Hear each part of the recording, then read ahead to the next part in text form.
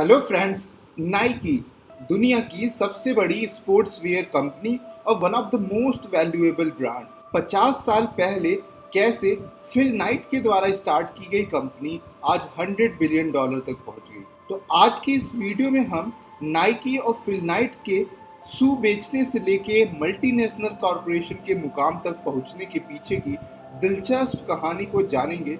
तो चलिए शुरू करते हैं। नाइकी की शुरुआत होती है 1962 से।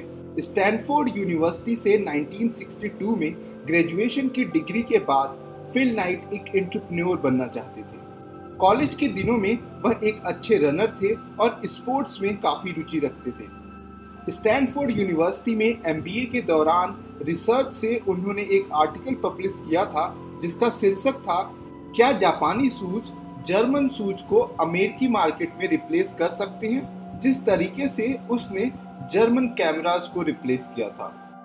फिल ने अपनी उस रिसर्च में पाया था कि किस तरह अच्छी क्वालिटी और सस्ते होने की वजह से जापानीज कैमरा ने अमेरिकी मार्केट पे राज किया और उन्हें पूरी तरीके से रिप्लेस किया। फिल अपने इस विचार पर बहुत ही कॉन्फिडेंट थे कि जापानी शूज कमाल करेंगे। उस समय तक अमेरिकी बाजार में प्यूमा और एडिडास का बहुत ही ज़्यादा वर्चस्व था और वो सबसे पॉपुलर ब्रांड थे। इसी आइडिया के साथ उन्होंने अपने सपनों को उड़ान देने और एंटरप्रेन्योर बनने के जुनून से वह जापान एज ए टूरिस्ट घूमने चले गए। फिल नाइट को किसी भी तरीके का इंपोर्ट, एक्सपोर्ट और बिजनेस का एक्सपीरियंस नहीं था, लेकिन नवंबर 1962 में जब वह कोबे शहर में घूम रहे थे तो उन्होंने शू स्टोर ओनित्सुका टाइगर नाम का देखा, जो उन्हें बहुत पसंद आया।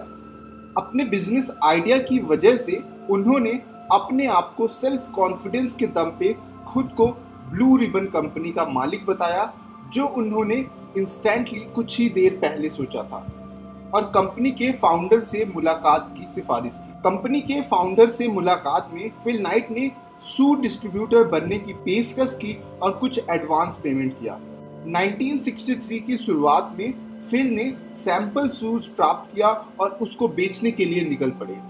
सबसे पहले उन्होंने उस शूज को बिल बॉर्मन को दिखाया, जो यूनिवर्सिटी में उनके स्पोर्ट्स कोच थे। बिल बॉर्मन उस समय के सबसे फेमस कोचों में से एक थे। जब उनके कोच ने उस शूज को देखा तो उन्हें बहुत पसंद आया और उन्हें फिल नाइट का बिजनेस मॉडल भी बहुत पसंद आया और $500 इन्वेस्टमेंट के साथ उन्होंने पार्टनर का ऑफर किया। 1964 में फिल नाइट और बिल बॉर्मन दोनों मिलकर $1000 के साथ ओनित्सुका टाइगर से 300 शूज मंगवाते हैं। अब शूज को फिल खुद कार की डिग्गी में रखकर बेचना स्टार्ट किया। फिल हर शिपमेंट की शूज को खुद ही चेक करते थे। अगर कोई इम्प्रूवमेंट का आइडिया होता था तो वह पत्र लिखा करते थे। धीरे धीरे हर शिपमेंट में वो शूज का ऑर्डर बढ़ाते गए और डिमांड भी बढ़ता गया। 1968 के ओलंपिक गेम्स के बाद और 1969 के आते आते डिमांड इतनी बढ़ गई थी कि हर शिपमेंट कम पड़ जाता था। अब इस डिमांड को फुलफिल करने के लिए फिल किसी और विकल्प की तरफ सोचने लगे, क्योंकि ओनित्सुका टाइगर कंपनी पहले जापान की डिमांड को फुलफिल करता था, फिर अमेरिका शूज सप्लाई करता था। वर्ष 1971 में ब्लू रिबन स्पोर्ट्स कंपनी और ओनित्सुका टाइगर के बीच कॉन्ट्रैक्ट खत्म हो गया और फिल नाइट ने अपने खुद के ब्रांड का फुटवियर बनाने का फैसला किया।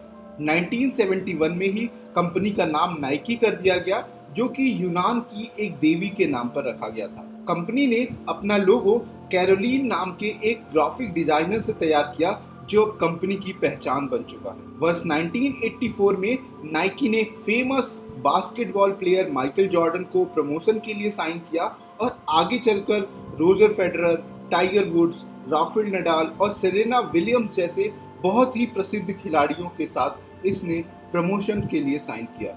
2005 में ये इंडियन क्रिकेट टीम की ऑफिशियल स्पॉन्सर भी बनी और वर्तमान में नाइकी के दुनिया भर में बात करें तो 1000 से भी ज़्यादा स्टोर्स हैं और हर साल ये कंपनी तरक्की करती जा रही है। तो इस तरीके से फिल नाइट ने अपने आइडिया में कॉन्फिडेंस के दम पर एक खुद शू बेचने से लेके एक मल्टीनेशनल कॉरपोरेशन तक का मुकाम हासिल किया। आई होप आपको ये वीडियो पसंद आया होगा। अगर पसंद आया है तो आप इस वीडियो को लाइक करें, शेयर करें एंड सब्सक्राइब करें। Thank you for watching this video.